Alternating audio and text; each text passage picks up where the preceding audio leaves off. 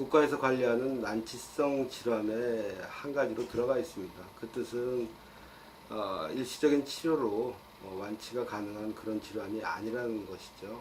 그리고 지금은 이제 면역 기전, 개개인이 갖고 있는 면역 기전의 이상으로 발생하는 질환으로 되어 있고요. 원인은 궁극적으로는 개인의 면역 기전의 그 이상 혹은 불균형, 장내의 면역 기전의 불균형 때문에 오는 것이 이제 1차 원인이고요.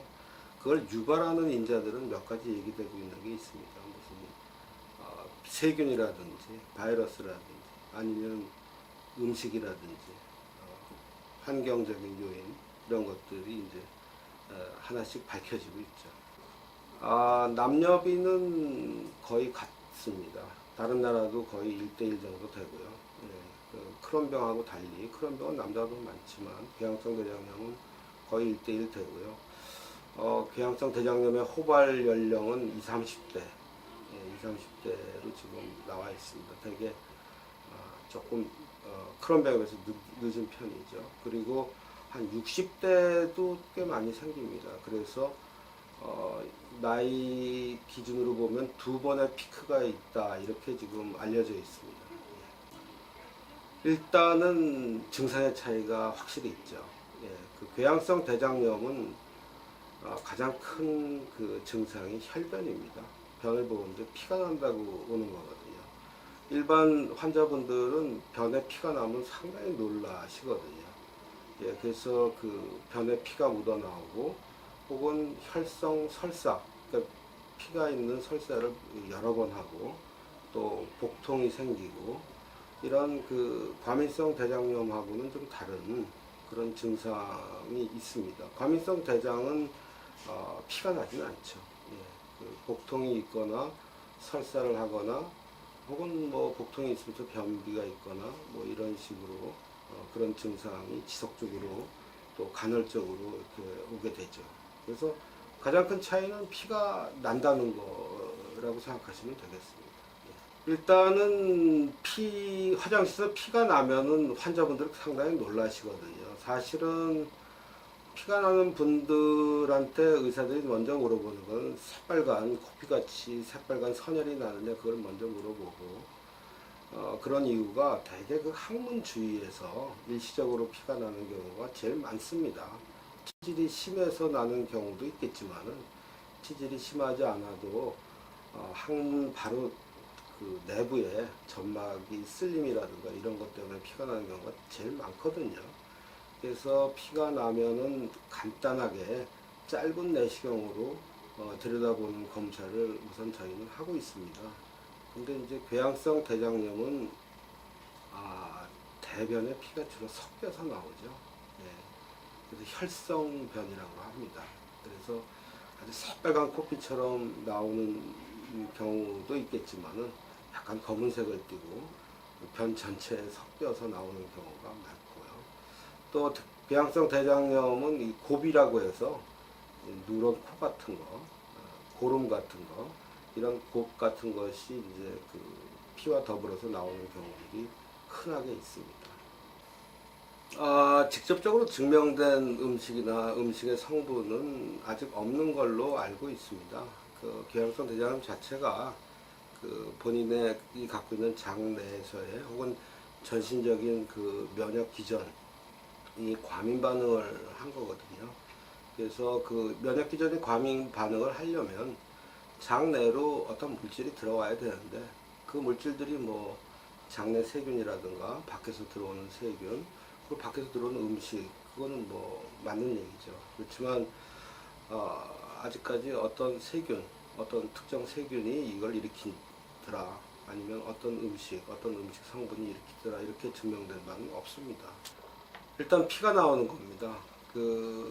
그냥 배가 아픈 거나 잦은 설사를 하는 것 갖고는 의심할 수가 없습니다. 그거는 이제 일반적인 보통 과민성 대장이나 아니면 정상인들에서도 원인을 알 수 없는 일시적인 복통이나 물근병 같은 거는 있을 수 있거든요. 근데 이제 궤양성 대장염이 진단되는 첫 번째 증상은 그 혈성 그리고 설사, 혈변이죠. 예, 피가 나오는 묽은 변, 네. 그리고 복통, 네, 이런 것들로 병원을 찾게 되고 이제 검사를 해서 진단을 받게 되는데 아주 심한 경우는 응급실로 오는 경우가 있습니다. 전혀 궤양성 대장염 증세가 없다가 갑자기 며칠 사이에 혈성설사가 심해지고 뭐 10번 이상 설사하고 탈수되고 열나고 복통이 있고 전신 쇠약감이 있고 이렇게 급작스럽게 이제 그 응급실로 오는 경우들도 가끔 있습니다. 궤양성 대장염과 더불어 크론병도 그 장외 증상과 병변이 이제 오는 질환입니다. 특히 그 관절, 척추 이런 데에 그 염증이 올 수 있고요. 눈에 이제 각막이나 아니면 망막 쪽에도 병변이 올 수 있습니다.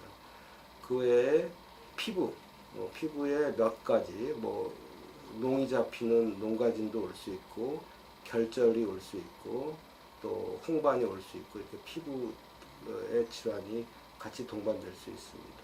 그리고 간 쪽에서도 지방간이라든가 담석이라든가 이런 것들이 생길 수 있는 질환으로 되어 있습니다. 궤양성 대장염의 진단은 조직검사입니다.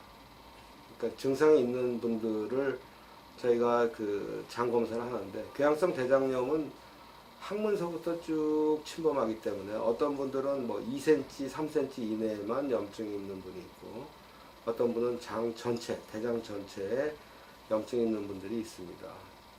그래서 대장 내시경이나 직장 내시경을 삽입해서 병변을 관찰하고 그 유사한 병변을 보이는 질환들이 있기 때문에 반드시 조직 검사를 해서 현미경으로 봐서 병리학적 진단을 받은 이후에 진단을 하게 됩니다. 일단은 그 궤양성 대장염의 침범 부위가 직장에만 국한되어 있는지 아니면 왼쪽 장에만 국한되어 있는지 아니면 장 전체인지를 먼저 파악합니다. 그리고 증상 점수를 내서 그 점수가 낮은 경증인지 중등증인지 중증인지를 이제 감별을 하고요. 중증인 경우는 입원해서 먼저 치료를 시작합니다. 그렇지 않고 대부분 경증이나 중등증은 경구 투여를 하는 항염증제를 먼저 투여하고요. 그 다음에 직장에 국한된 경우 혹은 왼쪽 장에만 있는 경우는 그 좌약, 국소 치료제죠. 좌약과 경구약을 같이 투여하거나 좌약만 쓰거나 이렇게 경구약으로 주로 먼저 시작을 합니다. 그리고 병의 그 증상이나 이런 것이 잘 잡히지 않거나 중등증이면 일시적으로 호르몬제인 스테로이드라는 약을 단기간 한 3개월 이내로 같이 사용하기도 합니다.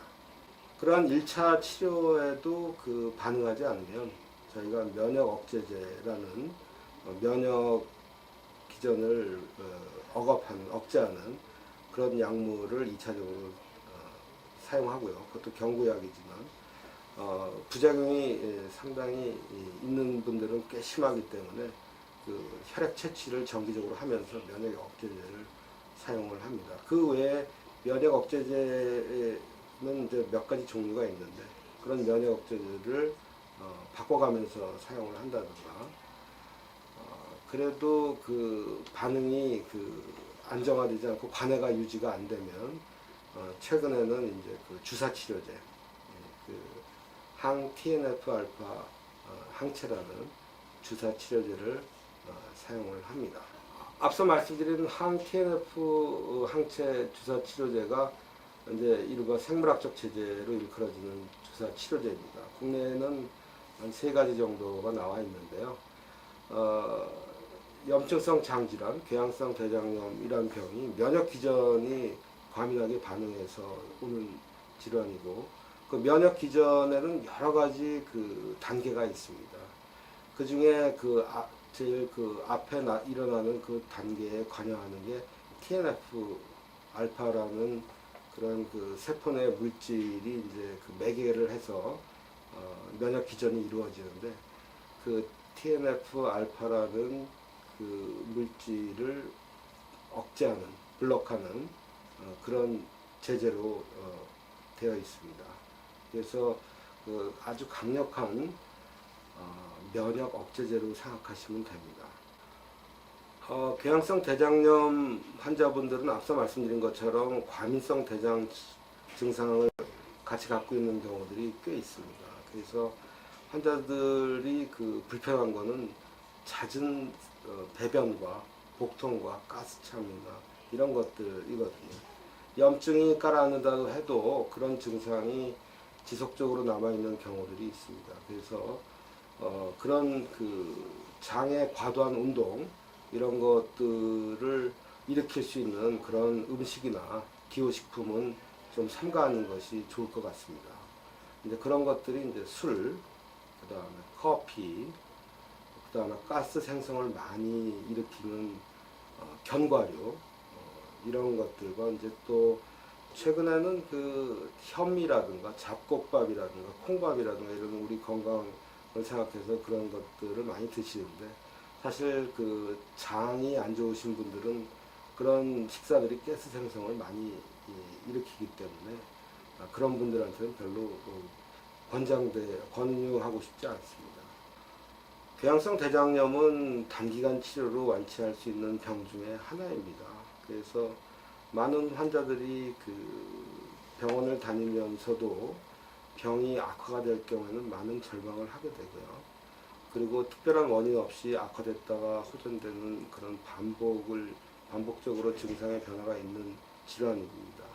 그리고 늘 병원에서 그 관리를 받고 약을 먹고 그리고 정기적인 암 예방을 위한 정기적인 검사를 해야 되고 그리고 또 합병증이 발생했을 때는 입원을 해야 되고 또 정밀 검사가 필요한 그런 아주 지루하고 힘든 질환입니다.